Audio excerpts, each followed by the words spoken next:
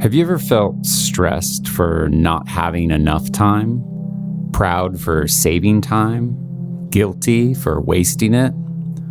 Well, you're not alone. We perceive time subjectively, emotionally, influenced by our world. An hour waiting in line feels interminable. The same time spent with friends goes by in a flash. And in modern life, it was the invention of the clock that turned time into a commodity, an asset to be spent or saved. Clocks tell us when to eat. They record how much we've overslept. They dictate how best to save time and call out just how much time we've wasted.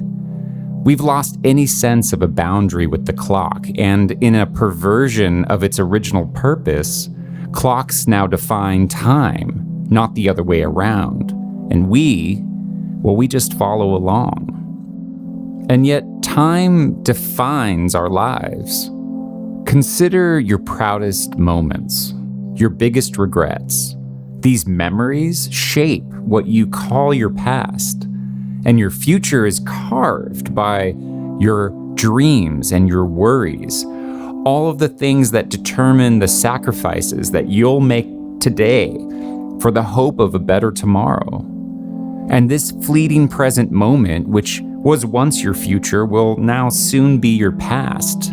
So indeed, how we perceive and experience time is exactly how we understand the passage of life, which defines who we are. So if our lives are defined by time, and time is driven by the clock, then it is that in many ways the clock drives our lives. But what if there was another way to be? What if notions of saving, spending, or wasting time don't really even make any sense? By the end of this episode, you'll understand how you were naturally meant to perceive time, and how modern life, with its clocks and calendars, robs us of the attention that we need to enjoy the passage of time. And finally, we'll see how nature helps us reclaim our focus and attention. As I'll explain, a walk in nature may be the closest thing to escaping time that we can ever find. My name is Christopher Grant Ward, and this is Rebel Nature. I'm an award-winning artist and naturalist obsessed with the ways nature can rewire our brains and change our perception of everyday things. I'm so happy you're listening. So, before we even get into how we perceive time subjectively, how do we even objectively measure time? Well, to measure anything, you start by finding some standard thing, and you use that to compare it to everything else. For example, in the 16th century, sailors measured their nautical speed by dragging a rope with evenly spaced knots behind their ship. The faster the speed, the more knots rose out of the water. We measured length using the average foot or finger, and so on. And in the past, we measured time based on constant geodynamic movements. A day is one rotation of the Earth. Divide that into 24 parts to get hours, and further into minutes and seconds. This isn't perfect, but these methods were more than sufficient for Eratosthenes to measure the curvature of the Earth in 250 BC. It was sufficient enough to schedule your lunch date in Alexandria, sail a ship across the Mediterranean, and organize a full-scale war. Today's technologies, however, like GPS, they require far more precision. And to address this, we've invented atomic time measurement. Far more accurate, but far more technical. And I'm laughing because my brain kind of exploded researching this. If you want to learn more about atomic electron transference, I've added my research to the show notes, but basically, 1 second is the time it takes 9 billion plus electrons to change their state in a cesium atom. See how simple that was? Well, anyway, this is incredibly precise. So precise, it only wavers by 1 second every 100 million years. So now this is our standard for measuring time. Atomic clocks make it possible to do everything from computing to astrophysics to space exploration and, again, satellite navigation. So the next time you need to find an alternate route through LA traffic, thank the atomic clock. But the thing is, and you're probably thinking, with all this modern precision, still most people today would struggle to make an accurate guess by looking at the sun. I mean, we simply don't perceive the passage of time objectively. One day passes far faster than the next. In fact, time has never felt constant to us at all. Shakespeare said time travels at different speeds for different people. Latin phrases like tempus fugit, or the common phrase, a watched pot never boils, are famous for a reason. When I was a kid, I actually did sit and watch a pot until it boiled. Not sure what this says about me. It did eventually happen, obviously, but it felt like it took forever. Our perception of time is vulnerable to outside influences and also to our moods and our experiences. And still, we try our best to follow along. For example, we try to track the order in which things happen. A light should turn green before I step on the gas, or if I see lightning, after that, I'll expect thunder. But what about things like magic tricks, which prey on misdirecting this understanding of time? You saw a coin go into her hand now has the coin, but wait, her hand is empty, and now the coin has been drawn from your ear. The coin's journey subverted such a deeply held expectation for a common string of events that it seems as if magic is the only explanation for where it ended up. And not just the order of things. We also try to follow the duration of events. But this also is quite fluid. An afternoon, as we all know, spent in the DMV is doomed to last forever, while your 3-day weekend holiday always feels, well, way too short. And duration doesn't even equal happiness. As we'll discuss later, I think we've all found ourselves in one of those flow states where we're concentrating so deeply we don't even recognize the passage of time, and yet it felt joyful and rich. Yet driving in traffic requires our attention, yet it feels slow and arduous and exhausting, which is why cars are often where we listen to podcasts like this one.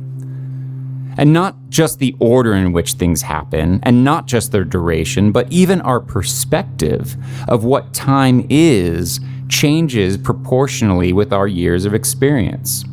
Think about it. At age 5, a year until your 6th birthday is another 20% of your life. But at age 50, if you add 2 years to your 52nd birthday, that's just another 1%. When I ran my first mile, I remember it felt so impossibly long to complete. But now, after running maybe thousands of miles in my life, a mile feels quite short. Our life experience itself becomes a gauge, a constant for how slow or fast time feels. So, who we are, what we've done, what has happened to us, where we've come to, and what we think tomorrow will bring, this is all just the perception of time that we call our life. And every day we use nature's clues to understand this passage of time in our lives. In fact, nature's clock is hardwired into our biology. The most obvious example here is sunlight. Sunlight is supposed to tell our body when to sleep, when to wake up, when to focus, when to brainstorm, relax, and daydream. Daylight is meant to activate our engines, spike us into action, and its disappearance is the cue for us to go to sleep. And not just day to day. Studies show that we should also abide by the seasons. Our moods and the amount of deep sleep we need change on average. We require another 30 to 60 minutes more for each night of sleep in winter. But we also carry another special clock within us called the ultradian clock, which slices out these short bursts of focus and calmness throughout the day.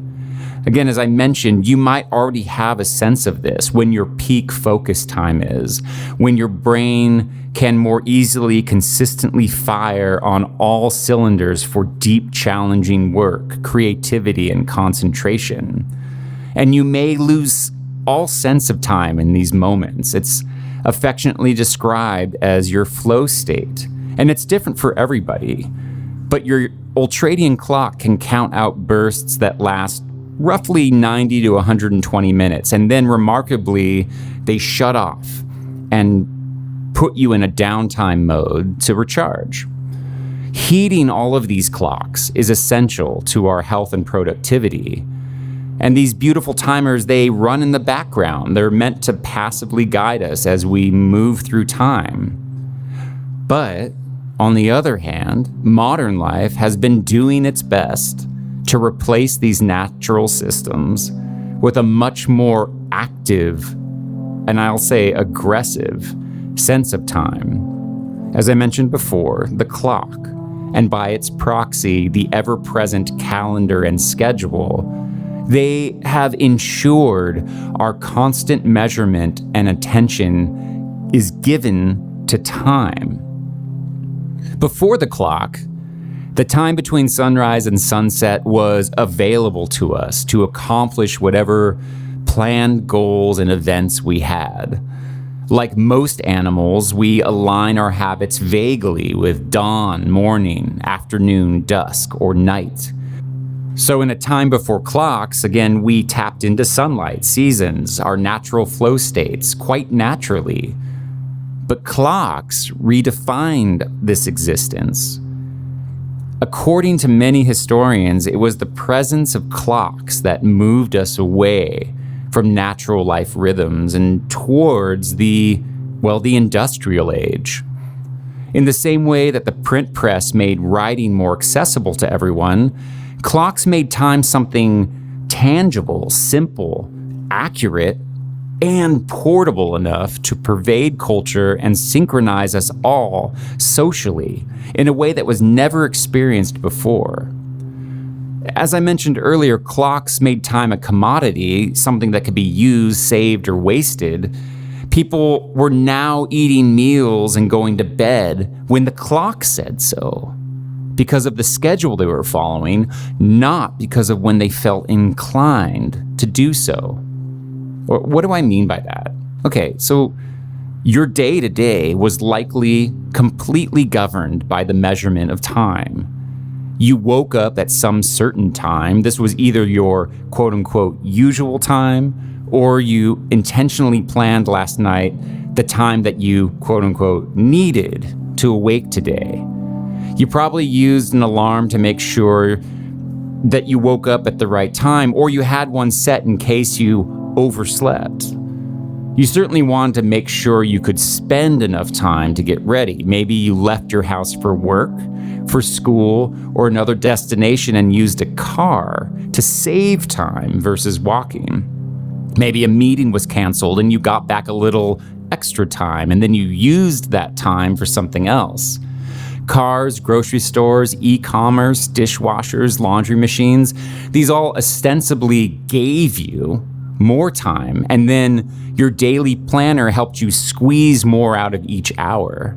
And no matter when you fall asleep tonight, you will either be getting to bed too late, if you're like me, at the usual time, or maybe, luckily, you're getting in bed a little early. Well, not surprisingly, as modern life replaces natural biology with rules about how we ought to spend our time, there's considerable impact to our well-being. And first of all, it's our circadian cycles that are disrupted by night shift work or working remotely and working across different time zones. And then the artificial light of phones, screens, and interior offices confuses our clocks.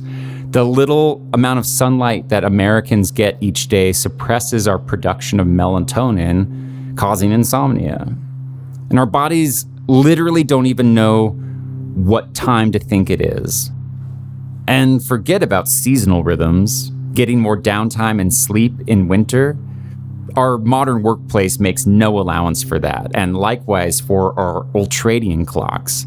Each hour is now the same as the next, and our unique, beautiful, productive times are not honored, killing our flow.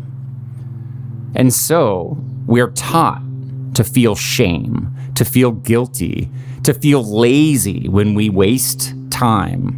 And we can't blame ourselves. It's the world we live in. Even Charles Darwin, one of the most famous naturalists ever, wrote his sister in 1836 saying, "A man who dares to waste 1 hour of time has not discovered the value of his life." Like most inventions, clocks began with good intentions, originally meant to help us coordinate. But now we use them to denigrate each other when we dawdle. Okay, so indulge me a little word nerding for a second. The word dawdle popped into the English language about 1750 AD, right at the start of the Industrial Revolution, when being punctual was everything. Oh, and being punctual actually only meant being exact and precise until the 1750s, when it picked up this new meaning of being on time. And the biggest reason we feel this shame of wasting time is because time is no longer a commodity. It is quite literally money. We work for hourly wages, or in some way we trade income for giving up an expected number of hours. To waste time is to waste opportunity, to leave money on the table, to squander your chances. Quite the cardinal sin in a capitalist society. But now, traditional 9-to-5 workdays are increasingly becoming obsolete. Even these traditional boundaries with time have been broken. We now work remotely. We flex our schedules with an always-on digital connectivity expectation that forces a blur of work and personal life. Multitasking and constant connectivity are now the norms, and now time itself is experiencing a sort of inflation. Email, social media, and instant messaging creates this relentless cycle of interaction and response that makes our days feel simultaneously fuller and shorter.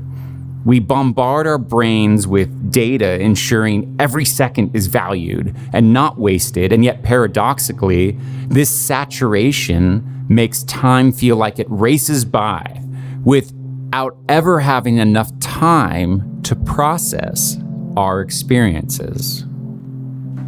And at last, this is the key to what's going on here.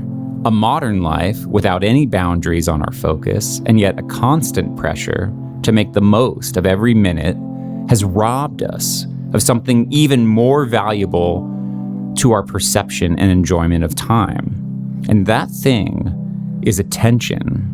It turns out how we use our attention is actually the most critical factor to experiencing a rich sense of time the way we're meant to. See, we're built with two kinds of attention, involuntary and directed. Involuntary is what it sounds like. We can't really control it. It's meant to draw our focus to threats and opportunities in the wild. And then, if necessary, we decide to use our directed attention to focus and address a certain thing as required. In times past, perhaps this looked like hearing the sounds of birds and deciding to wake up, or hearing the crack of branches in the woods and evaluating what's there. Is it a deer or a bear? But in the modern world, our involuntary attention is on high alert non-stop, constantly working through a saturation of incoming signals. And our directed attention attempts to address each of these, an unreasonable number of things at once, in too short a time frame. So we adopt this sort of triage mindset, like an emergency room, triage for the attention in our lives. And this cycle of attention literally exhausts our ability to process time and to enjoy time. As Socrates said, beware the barrenness of a busy life. So if attention is what we're missing, then how in the hockey sticks can we possibly reclaim it when we can't even find our focus? Well, it turns out one solution to this problem is right outside your window. A growing number of studies show memory, attention, focus, and an overall happiness improve by simply being in nature.